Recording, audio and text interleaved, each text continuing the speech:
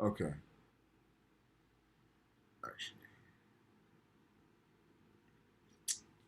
I'm gonna keep it a bean with y'all.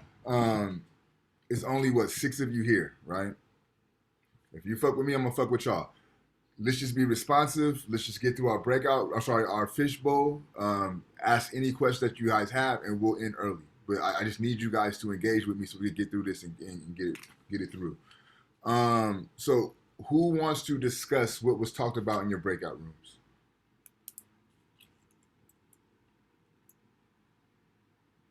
I could go, mister. Okay, go for it, Destiny. Okay, so basically in my group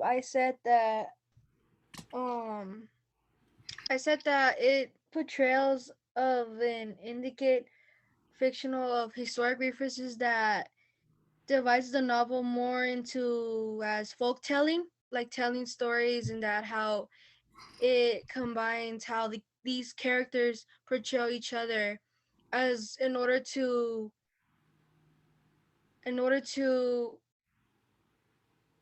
their solution, like these stories that has indicate like a real life based on their own religion of the cultural fiction. Okay. That's what I said. My Okay. group. Okay. Who wants to discuss any personal experiences with folklore? Is there any family folklores that you guys have, or any cultural folklores that you guys have that you would like to share?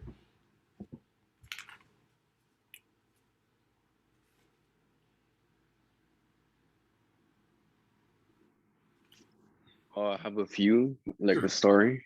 Yeah. So basically, over there in Mexico, my family owns a ranch, and they've been running it for about 30, 40 years. Okay. And you know the folklore, no? Of chupacabra, that thing. Nah, I don't. Basically, it's a creature that eats farm animals on the. It's called the ranch or rancho Okay. from right there. So I have stories that grandparents they had stories of folk. It's folklore basically. It's a Mhm. story to spook you in the ranch if you Yeah. go out there. But there are people that supposedly have experienced that thing. Okay. So that's a thing I'm familiar with. Okay. Bet. I think that's a great example. Thank you, Kevin. Um, Before we go into my notes, are there any straightforward questions that you have for me about the reading? Any questions you want me to clarify? You don't understand? We could address that now. Okay. Um, I am going to ask that you grab a piece of paper and a pencil or a pen because I'm going to ask you that you take notes because I'm going to cover some really important information that's going to pertain to your midterm. So I want you guys to make sure you get that. Um, so folklore, as defined by the dictionary, right, is the traditional beliefs, customs, and stories of a community passed through generations by the word of mouth, right? So one thing with folklore is an oral transmission, right? It's part of orality, okay? Now, if we think about what we covered this semester so far, right? We started off with who African people are, providing a alternative ontological understanding of Africanity. We discussed this concept of the Meter Netfer, which is the oral tradition of good speech. We talked about the ethical code that guided ancient Kemet through Ma'at. We talked about the pre-colonial West Africa. We talked about how colonialism impacted West Africa through the work of Malidoma Patrice Somé. We engaged the tension between the colonial language and the African language through Ngugi, and we investigated a poetic on the transatlantic enslavement experience through Glissant. So we're transitioning now from who are the people that are producing this work to the actual work that they're producing, right? And part of that work is the folklore. So this is what I want you to start to pay attention as far as your notes. These notions called theoretical frameworks become important. One of the theoretical frameworks that we already covered in this course was the African American male theory, which states African people are resistant and resilient with innate capacity for brilliance. Okay, that's your first theoretical framework. You should already be familiar with that. The next theoretical framework I'm going to provide to you is called funds of knowledge. And I'll put this in the chat, but I definitely want you to write this down. Um,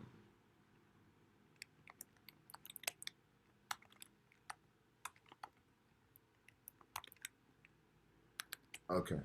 Funds of knowledge. So that's in the chat. This is a framework or a theory that was produced by an intellectual who's a sociologist and an educator named Tara Yoso. And not only is funds of knowledge a theoretical framework, it's also a critique. And funds of knowledge is a critique that's in response to a theory that was set into place by Pierre Bourdieu, a French philosopher. And Bourdieu's theory is a theory of cultural capital. And Bourdieu sought to answer the question, why is it that certain populations are able to excel in school and certain populations are not? And Bourdieu asserts that it's cultural capital that allows one segment of the population to excel at school and the others not. So those who have cultural capital are successful, right? So what is cultural capital, you may ask? Cultural capital is the ability to go to the museum, right? The ability to go to the art exhibit, right? Cultural capital is if you play sports, right? And your teacher has a son or a daughter that's around your age, you may be on the same soccer team together. So as a parent, I'm able to engage with my child's teacher on the sidelines of the soccer field and establish a rapport, right? So these are the little subtle nuances that allow certain communities to be educationally successful. This is what Bourdieu is asserting, okay? Now, Tara Yoso, she responds with a critique and says, now these ideas of cultural capital are very elitist. Only certain people can go to the museum. Only certain people are attending art exhibits, right? It takes money to play organized soccer or whatever sport it may be, right? So while this is going on for the elite, the underprivileged and the underrepresented are producing what's called funds of knowledge. Funds of knowledge are the knowledge and epistemologies that get passed down from generation to generation that add to a culture's uniqueness and allows for a culture to make sense of their place in the world. So funds of knowledge, this is what you should write down. Funds of knowledge is a body of knowledge that is passed down from generation to generation that adds to a culture's uniqueness and speaks to a culture's place in the world and provides insight on how to navigate that world.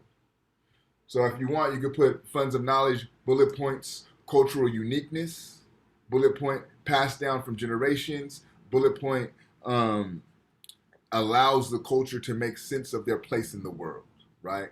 And also with funds of knowledge, by and large, is typically passed down orally.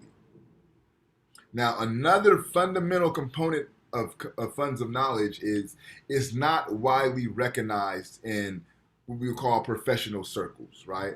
So funds of knowledge is not going to be recognized in the school, it won't be recognized in the workplace, etc. What funds of knowledge may look and feel like is abuela's tortilla recipe that gets passed down from generation to generation to generation, right? My grandmother's gumbo recipe could be a funds of knowledge, right? For me growing up, my family always said to be black in America, you had to be twice as good as everyone else just to get a fair shot.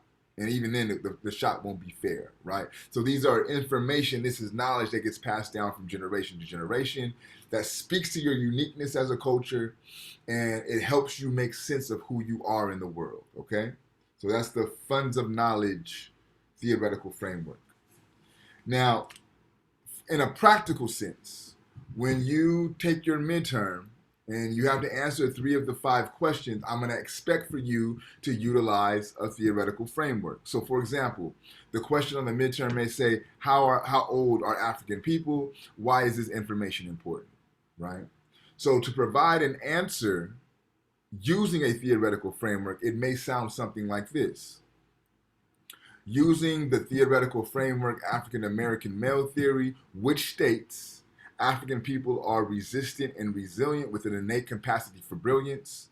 African people can be traced back 8 million years old.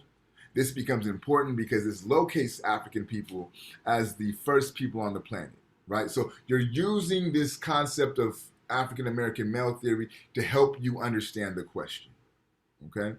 So this is how I will be expecting you guys to use these frameworks throughout the semester. Don't get too stressed out about it now. As we get closer and closer to the midterm, we'll go over this more, and you'll be prepared for it when the time comes. But I just want to kind of drop that in the back of your mind now. Okay. Is there any questions about the theoretical framework? All right. So the book that I pulled this excerpt from is entitled "Of Mules and Men." The author is Zora Neale Hurston. She is a one second. All right. She is an author. She is a filmmaker, and most importantly, she's an anthropologist. So here's a picture of Zora Neale Hurston. January 7th, 1891 was her year of birth and her day of birth. She was born in Alabama, but would eventually transition to Florida. And this will become important as it relates to what we've read today, okay? Now, again, as I mentioned, she's an anthropologist, most importantly. Is anyone familiar with the science or the discipline of anthropology? Okay. So when you hear anthropology, you could think of the study of groups of people, of ethnic groups. Yeah, Arturo. The study of but groups of humans. So it's going to be specified to particular groups. But yes, you're absolutely right. Has anybody taken an anthropology class? No? All right. So I'm going to make a claim. You can disagree or agree if you like. But I'm just call it what it is. Anthropology is a fundamentally racist discipline. Fundamentally racist. It came to the scene in the 19th century, right? So when you say 19th century, you should think like late 1800s. And thank you, Arturo. And what this was, so think about this. We're talking about the 1800s, the late 1800s, and we're talking about individuals, men in particular, going to study other ethnic groups, right? What type of men am I talking about? What type of men are these anthropologists? What's their ethnic makeup and ethnic background? Say that out loud for me, Arturo.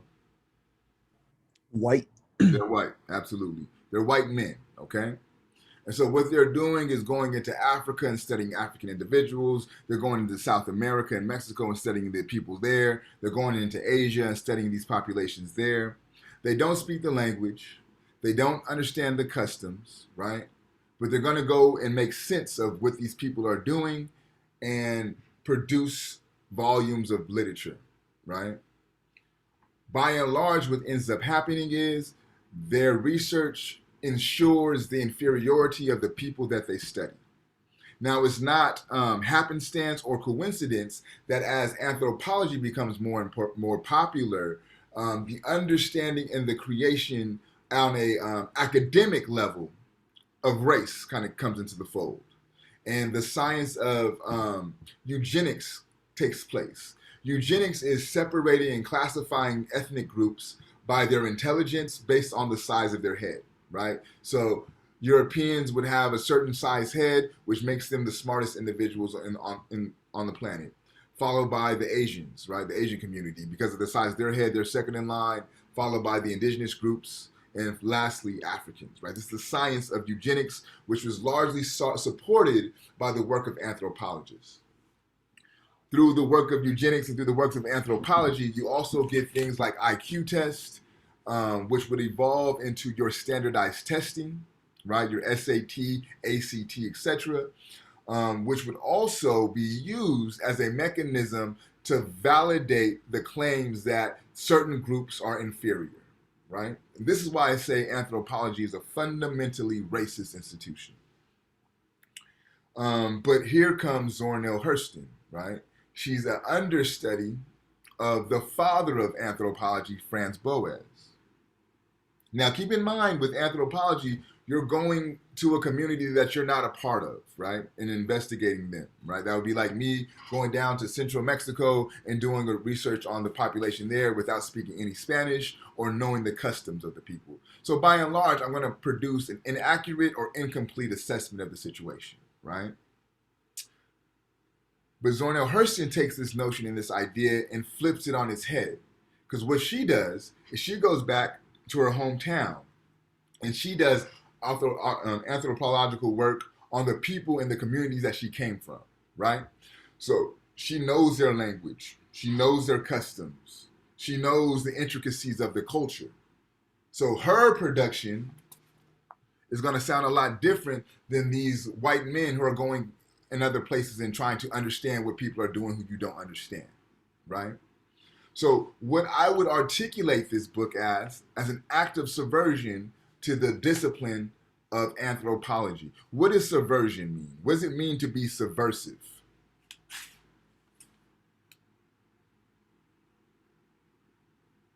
What does it mean to be subversive?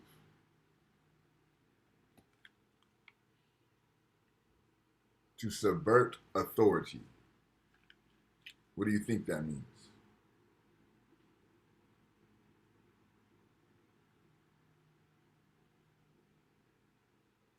Marjorie, what are your thoughts on what do you think subversion is?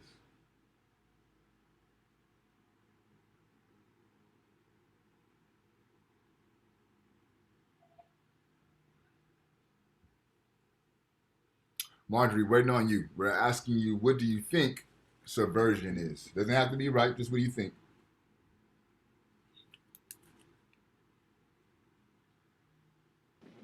I'm sorry, can you repeat the question because it's cutting? Okay.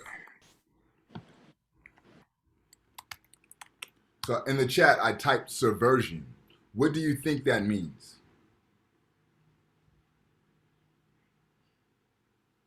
And anyone can help her out also.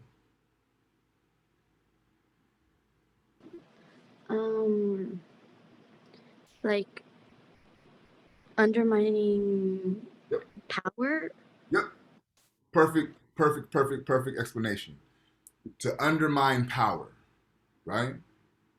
So in this, if I say that this book is a subversion to the discipline of anthropology, the powers that be in anthropology make it the norm to go out and discover or research other communities that you're not a part of, right? So she's like, F that. I'm not going to do that. I'm going to study where I come from. I'm going to undermine the powers that be that says anthropological work has to be done this way. I'm going to do it this way, right? And if you read the text, especially the story of the bear, the lion, and John, that's a story of subversion, right? Because the bear was asked out, right? He couldn't fight the lion and he couldn't fight the man. The man cut his ribs open, right? And he knew that if the lion smelt the blood, that the lion was going to be on him. So what he did was he sent the lion to attack the man. He outwitted the lion to preserve his life, okay? Now, this subversion becomes fundamental for survival for Africans who are experiencing enslavement, right? There's a story, this is a real story, it's not folk, it's a story of an individual who was enslaved and he got a box big enough to fit himself in. He put a shipping label on the box, climbed in the box, and mailed himself to freedom in the North. I believe he mailed himself to Canada, right? So he outsmarted the powers that be and got himself freedom, right? And there's several stories of African people using this notion of subversion to free themselves, right?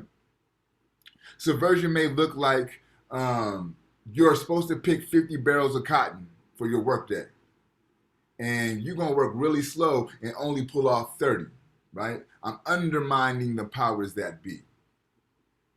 Subversion might also look like you ride in your car, you got a warrant on you, you see them blue and red lights flash behind you, you know if you give your name, you going to jail because you have a warrant. But your homeboy don't have no warrant. So what you're going to do is give your homeboy's name. You subverted the authority of the police to keep yourself out of jail, right? So subversion is about survival and intelligence, okay? And this is a book of subversion. She collected these stories in Eatonville and Polk County, Florida, along with New Orleans.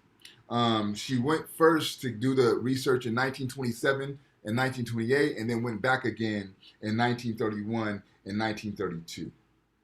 And she states that folklore is the art of the people before they find out that there is any such thing as art, right? So this notion of folklore is art, in the words of Zornil Hurston. Okay, so before we transition to the fishbowl, are there any straightforward questions that you all have for me about the reading? Anything you need me to clarify or provide a deeper understanding to before we jump into our fishbowl? I bet. Again, the quicker that we could get through this fishbowl, the quicker we could go. So I'm going to ask for volunteers. You could talk about your journal. You could talk about the breakout rooms. You could talk about my notes. Anything is on the table. Just say your piece and get through it. Are there any volunteers for the fishbowl? I could do the fishbowl today. All right, Ashlyn. You need two more. Who else? I'll go this time. Okay, Arturo. One more.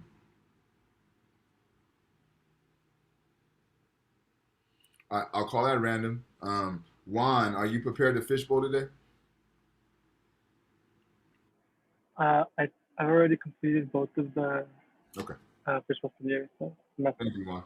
Sorry about that. Appreciate you. Kevin, are you prepared to fishbowl today? Oh, I see. Destiny, you want to go? Yeah, Mister. Yeah. This will be your second one, correct?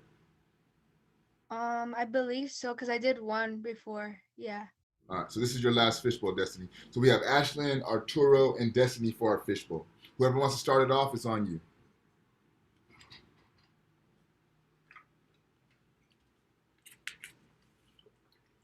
Okay, I guess I could just start it off. What I said was that um I said that it put it draws the storyline from criticism and how Zara Hertzenson her writing and how she criticizes that people were trying to say to her that she couldn't write the novel because she made it made it feel that it wasn't right to represent African Americans to intelligence and creating an understanding form to the language that people were spoken and to its own rule, and it divides how the stories were telling as other tales that yeah, it's important to put on something that represents another person's point of view, but it's careful to worry about their own religions.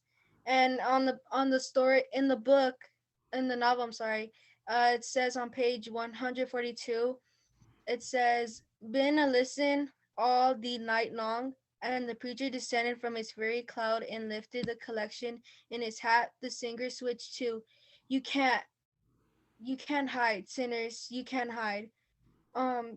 It means the woman that gave in language to the preacher on the left, reaching for a sign to be given for forgiveness, even though she betrays to, she betrays into an action that it represents a sign to beg, although although their actions contain each other's thought of how okay you're hiding for a voice that's not speaking above. So that's what I put in my reading. Okay. Destiny, once we get done, I'm going to circle back to your comments. But who would like to go next? I'll go next. Oh, sorry, you can go. So I kind of wanted to connect the folk tour, the story that we have been reading to something like what my family, like what my ethnicity has been doing. So like kind of like how the stories kind of portray to the religion and the culture and traditions of what her people or what African Americans would do, kind of similar to us, like with Dia de los Muertos or stuff like that, stuff that is passed down from generation to generation. And we see like how you discussed, Professor, about the anthropology and all that stuff, give you more of an idea of like before that we never we had it, but as time went on, it changed. It had subtle changes, and with the generations passing down, it was altered, and people wanted to see like why was it changed, and we still celebrate the stuff that we do. And then I also got more into detail, like how the stories were good into detail, and how they were like, to me it was kind of like how can I say it, like I was a bit confused a little bit like reading it, but then as I kept reading I saw that it was more of like a little bit religious based, because at the end of the story we see them going with prayers and all that. And then the way that they talk, they have like it's like if they had like a African accent or a southern accent. I was like, oh, okay, this sounds more like if a grandfather was telling a child a story, or like the phrases that they used. Yeah. Yeah. Good call out, Arturo. Thank you, man. So for my part, I just kind of wanted to go back to the whole like the idea of eugenics and things, because I remember in one of my history classes, like I took senior year of high school, we were talking about how like Nazis would like apply eugenics, and it would be justification for why they would try to eliminate Jewish people because of like having like perfect genes and things. And then it also goes back to how like eugenics in America, like I feel like the study of anthropology is also one of the big reasons for, well, it's not one of the reasons, but like during slavery, like it was a time where like people would study African American people and like see them as inferior, and like by studying them and treating them more as like animals and experiments, it like dehumanized people. So just the idea of eugenics in general, and thinking that each race is like one race is more superior than the other, it kind of like affected the way society viewed certain groups, and it created like stereotypes and things, which, yeah. Yeah, I think Ashlyn, and they said that's last class also. They liken this idea of eugenics and this idea of the work that the anthropology does to stereotypes. And you're right. And I would say that eugenics, anthropology are the academic verification, authentication of these stereotypes that we all engage with at some capacity now in this society. Um, One thing I do want to, because you got a lot of you guys are, well, at least Arturo and Destiny are pointing towards the religious component of the text. There's really no religion in the text. So literally, what's happening is Zornell Hurston is going back to her hometown of Florida. She's hanging out with the people of Florida, and as people are talking and fishing and doing what they do, she's just writing notes, and she takes these notes and produces them into a book. So while folks is fishing, right, they're talking shit and telling stories, and then they're gonna go to a juke joint, which is a party, right? And as they're going to prepare for this party, a preacher walks on the scene. And what they call them are traveling preachers, right? So you don't go to their church, they bring the church to you.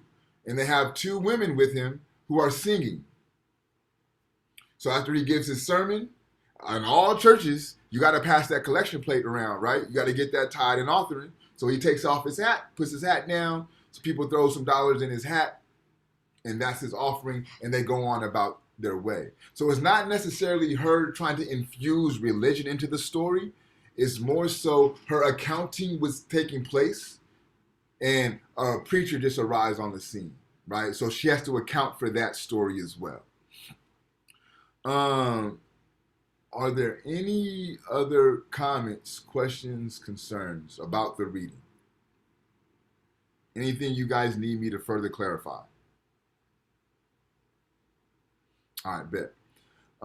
So I would argue, and correct me if I'm wrong, the material, the subject matter, what was being talked about was not heavy. It wasn't hard to digest, but the way that it was written was kind of hard to digest, right?